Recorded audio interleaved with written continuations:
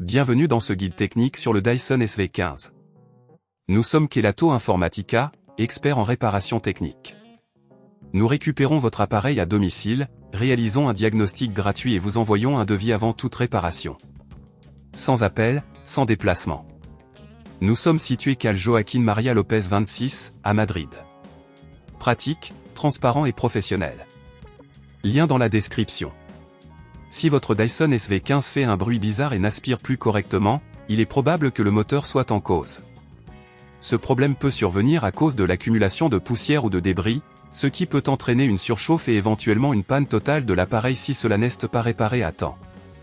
Il est donc essentiel d'agir rapidement pour éviter d'aggraver la situation. Pour cette réparation, vous aurez besoin d'un tournevis cruciforme, d'un tournevis plat, d'une pince et d'un nouveau moteur compatible avec le Dyson SV15. Assurez-vous d'avoir également un espace de travail propre et bien éclairé. Tout d'abord, débranchez votre Dyson SV15 et placez-le sur une surface plane. Avec votre tournevis cruciforme, retirez les vis situées à l'arrière de l'appareil. Faites attention à ne pas perdre les vis. Une fois les vis retirées, utilisez le tournevis plat pour soulever délicatement le couvercle arrière. Vous devriez maintenant voir le moteur.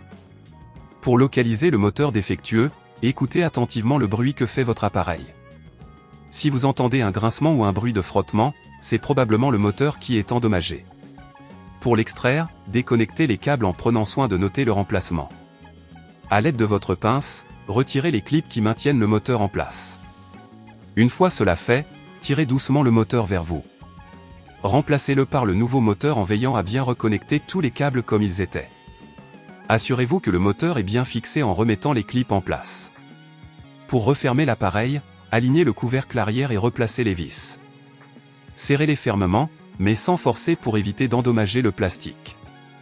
Enfin, branchez votre Dyson SV15 et testez-le pour vérifier qu'il fonctionne correctement.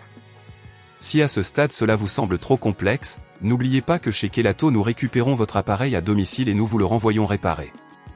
Pour éviter que ce problème ne se reproduise, veillez à nettoyer régulièrement les filtres de votre Dyson et à vérifier qu'aucun débris ne bloque le moteur. Cela prolongera la vie de votre appareil et assurera un fonctionnement optimal.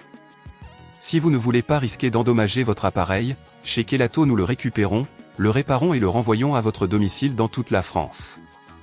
Lien dans la description.